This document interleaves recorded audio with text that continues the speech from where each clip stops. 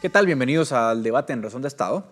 Hoy vamos a hablar nuevamente de la pandemia, de sus avances y de los temas relacionados con esto, ¿no? Para eso tenemos a dos expertos que nos van a acompañar hoy. En primer lugar nos acompaña Kevin Martínez, él es médico y epidemiólogo y es candidato a doctor por la Universidad de Drexel en Filadelfia. También nos acompaña Oscar Chávez, él es ingeniero y analista de laboratorio de datos. A ambos, muchas gracias por acompañarnos y ayudarnos a entender un poco mejor lo que está pasando en Guatemala y en el mundo, porque de verdad que son épocas difíciles. Me gustaría tocar un poco de primero lo local, Oscar, comenzar contigo, para tener un poco la idea de cómo estamos. Sabemos bastante bien todos, ¿no?, que los contagios están en un momento complicado en nuestro país. Mucho se le atribuye a la variable Delta, ¿no?, que es más contagiosa y demás.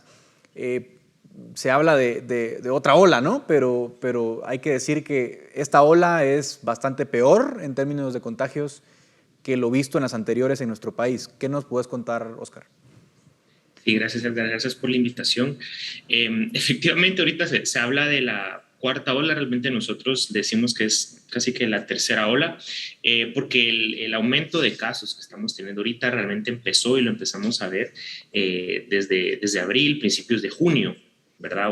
Después de Semana Santa, hubo una pequeña caída en los casos, pero nosotros atribuimos más que todo eso a una caída en el testeo, ¿verdad? Y definitivamente en este momento estamos viendo un repunte de casos totalmente en otras proporciones que lo que fue el año pasado. Ya superamos por mucho el doble de casos diarios que tuvimos en el pico del 2020, ¿verdad? Y claro, este aumento de casos se da por una serie de variables, entre eso la presencia de nuevas variantes como son Delta y Lambda, que son mucho más transmisivas, pero también debido a la falta de medidas de prevención y mitigación por parte de las autoridades, que a pesar de ver este repunte por meses y por meses ya, porque te digo que ya va por lo menos finales de abril, mayo, junio, julio, y ya terminamos agosto, entramos a septiembre y todavía no vemos ni un solo cambio en las medidas de prevención que puedan contener este aumento de casos. Entonces, al día de hoy estamos viendo por ahí, por una razón de 20,000 casos por semana, 250 fallecidos o más por semana, con una positividad de 35%, que estos son, o sea, sin lugar a duda, son unos datos totalmente alarmantes. En términos, perdón, en términos de muertes, Oscar, digamos, agosto fue un mes muy anormal comparado con otros. Mira, lo que sucede es que en sí la cantidad de fallecidos que estamos teniendo en este momento es, digamos que en el dato diario es menor que lo que fue el pico de junio y julio, y esto se puede atribuir también a varias razones, entre ellas, pues que ya en esa época el virus definitivamente nos tomó por sorpresa, era un virus nuevo, desconocido. Ahorita ya tenemos más de 18 meses de experiencia, ya sabemos cómo tratar, en teoría ya tenemos los hospitales necesarios, más preparados. Claro que la situación en los hospitales, ahorita la crisis hospitalaria es terrible, ¿verdad? Pero en aquella época sí nos agarró totalmente en cero, ¿verdad? Sin embargo, a pesar de eso, ahorita sí estamos viendo un aumento progresivo, poco a poco van aumentando los casos fallecidos, y es que también hay un problema ahí en el rezado de los datos, que una persona muere hoy, pero puede que se tarde 1, 2 o 3 semanas en presentar el registro ya en el tablero, pero sí estamos viendo cómo van aumentando los casos. Al día de hoy pues estamos viendo algo entre 30 a 35 fallecidos por día por fecha de ocurrencia, ¿verdad? También nosotros monitoreamos la base de datos del RENAP, lo que es el exceso de mortalidad, y al día de hoy, hasta el mes pasado, nosotros ya identificamos alrededor de entre 29,000 y 30,000 muertes en exceso, de las cuales entre 15 y 16,000 eran directamente atribuidas a COVID, ¿verdad? Y bueno, había otra gran parte que se pueden relacionar a la pandemia, no necesariamente a COVID. Claro, Kevin, ahora digamos entendiendo lo que estamos viendo ahora mismo, The Atlantic decía que la cepa original tenía un R0 entre 3 y 4, me parece, o sea que cada persona contagiada podía contagiar a otras 3 o 4, y decían que la variable Delta podía ser el R0 de 5 a 9. Son datos obviamente todavía en desarrollo, pero eso quiere decir que una persona con Delta puede contagiar hasta 9 personas. ¿Es Delta de alguna forma la explicación a este, digamos, aumento tan drástico de contagios? ¿Cómo lo ves tú? Mira, la variante Delta, bueno, primero que nada, muchas gracias por la invitación. En este caso, la variante Delta sí es más infecciosa, pero también no podemos, este número del R0 es cuántas personas en promedio se contagian de un caso en particular, pero ese caso no es de que uno ande contagiando por ahí a la gente, sino que si yo tengo contacto con más personas, yo puedo contagiar a más. Y aún así, si yo tengo Delta, si yo no tengo contagio con nadie, pues yo no voy a contagiar a nadie.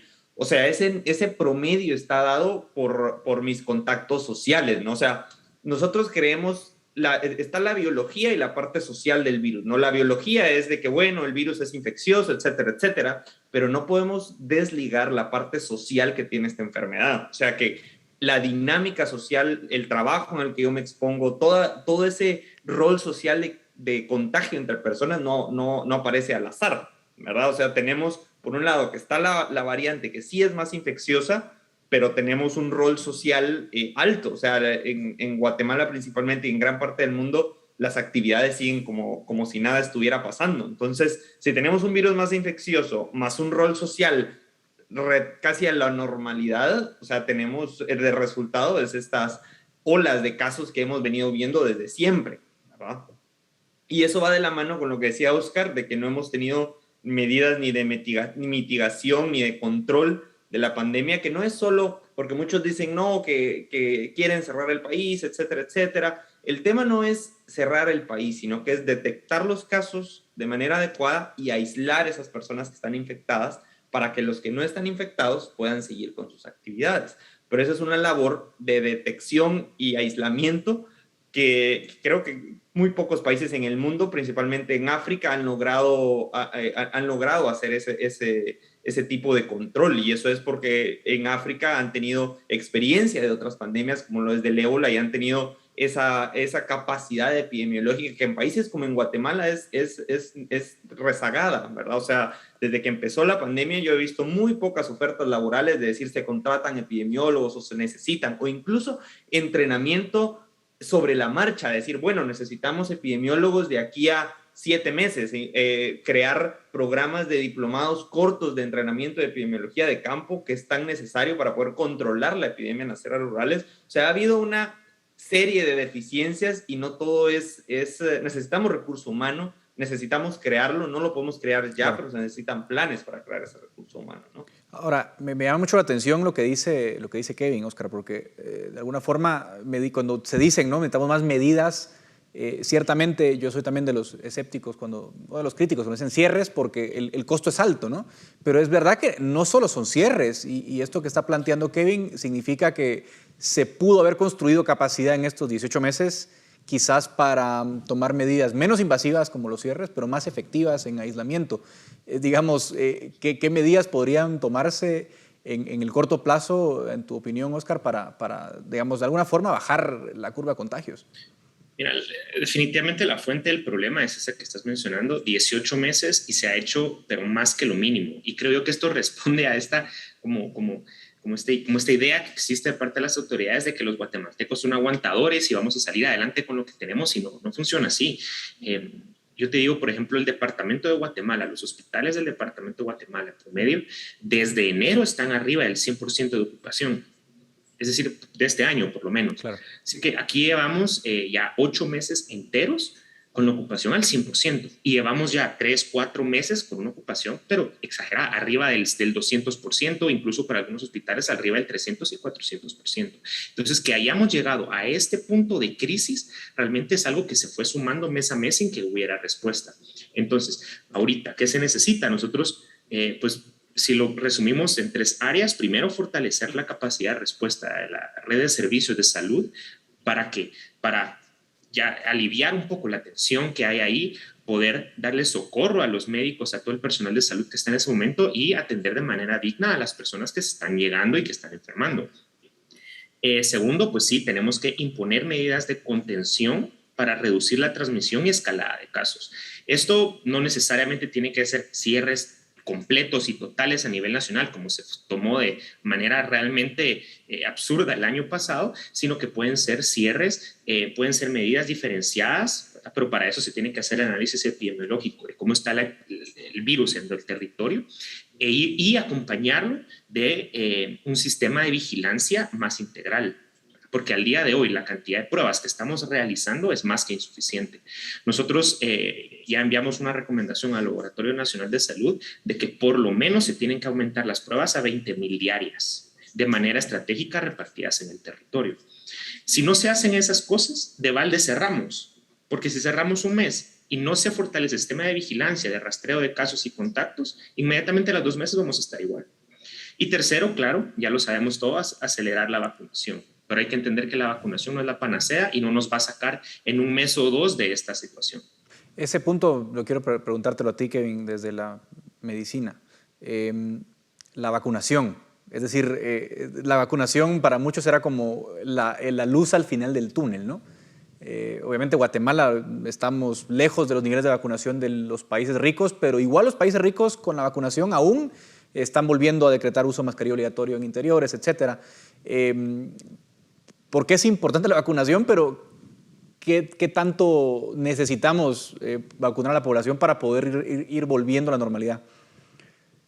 Mira, yo aquí regreso a mi punto anterior de biología y social, ¿verdad? Porque por un lado tenemos el punto biológico de cómo funciona una vacuna. La vacuna lo que hace es que nos muestra cómo defendernos ante la aparición del virus. Por eso yo me puedo contagiar del virus y lo que hace la vacuna es que mis anticuerpos van a estar lo suficientemente preparados para pelear y vencer ese virus, ¿no? Pero no podemos desligarlo de la parte social en donde tenemos fallas en la comunicación de cómo funciona una vacuna. Hay muchos problemas de mala información que evitan que las personas se vacunen o le dan miedo a las personas. Es que es una vacuna nueva, la desarrollaron muy rápido, etcétera, etcétera. Y esos son limitantes que hacen que las personas se vacunen. O, por ejemplo, hacer grandes colas que tengo que perder 3 días para irme a vacunar, etcétera, etcétera. Todos esos son obstáculos que evitan que las personas se quieran vacunar de una u otra manera. Son estas personas las que por X o Y razón no se han logrado vacunar, las que son el target o el punto del virus para que se creen nuevas mutaciones. O sea, entre más mutaciones tengamos, los anticuerpos que yo tengo contra mi vacuna, de la vacuna que obtuve, ya no van a ser suficientes. Y sabemos de que como yo vacunado tengo anticuerpos y lo más probable es que mi enfermedad sea muy leve si me da.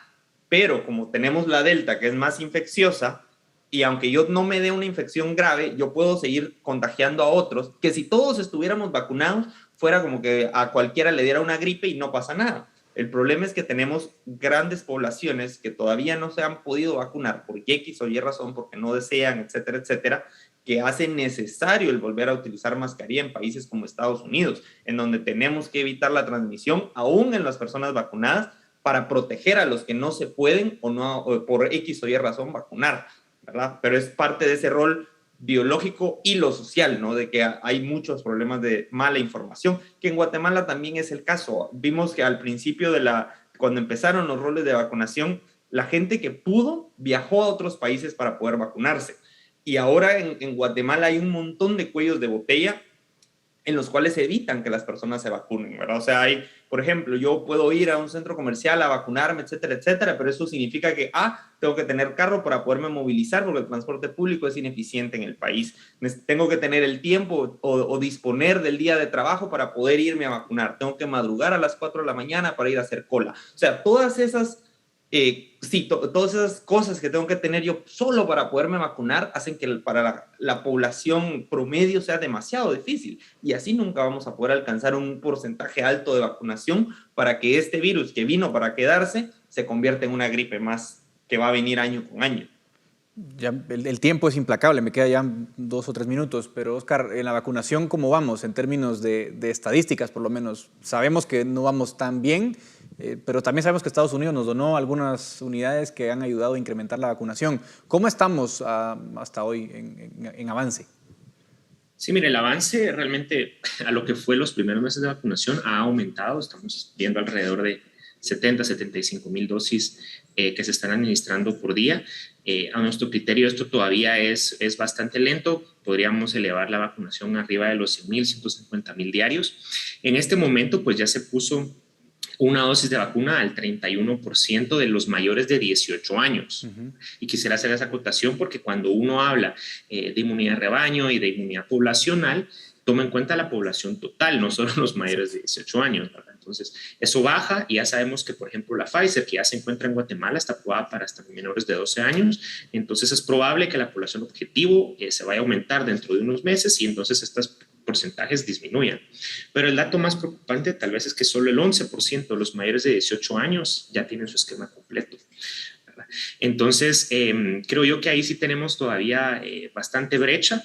La apuesta fue por Sputnik, ¿verdad? Creo yo, las donaciones, claro, nos han estado ayudando y todo, pero la apuesta del sector salud en Guatemala fue por vacunar a la población con Sputnik y no tienen la capacidad de hacerlo, ¿verdad? Segundas dosis de Sputnik se están poniendo apenas 2.000 cada día, primeras dosis, nunca hemos superado las 10.000 dosis diarias porque tiene una cadena de frío un poco más compleja.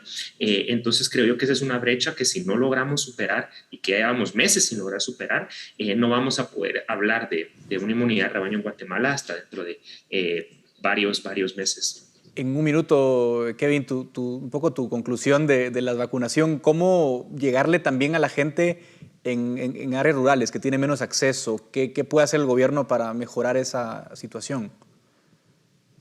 Bueno, el gobierno tiene que aprovechar todos los líderes comunitarios para poder diseminar esta información, coordinar con ellos. Uno a veces subestima la organización comunitaria que se tiene en las áreas rurales, pero realmente ellos están muy bien organizados y muy fácilmente se pueden poner de acuerdo y pueden ayudar incluso a convencer a las personas que tienen dudas sobre el proceso de vacunación. Pero eso tiene que ser un proceso en conjunto. O sea, a veces se tiene esa como jerarquía de yo, salud, yo les traigo todo eso y ellos tienen que venir aquí a mí a que yo les ponga la vacuna. Pero muchas veces nosotros como salud pública debemos de ir a las comunidades, ir a las casas y colaborar en ese sistema de vacunación y convencer a la gente de que es por el bien no solo individual, sino que comunitario y como sociedad. Totalmente de acuerdo contigo, hay que aprovechar mucho ese tejido social que hay porque es la forma más eficiente que tiene el gobierno para llegar. Sin duda, el tiempo nunca alcanza para estos temas. Yo les agradezco muchísimo, Kevin y Oscar, por su tiempo y por lo que logramos entender. Sin duda nos apoya mucho como sociedad la información que nos dan, así que les agradezco mucho. También a la audiencia por su atención. Hasta aquí el debate en Razón de Estado.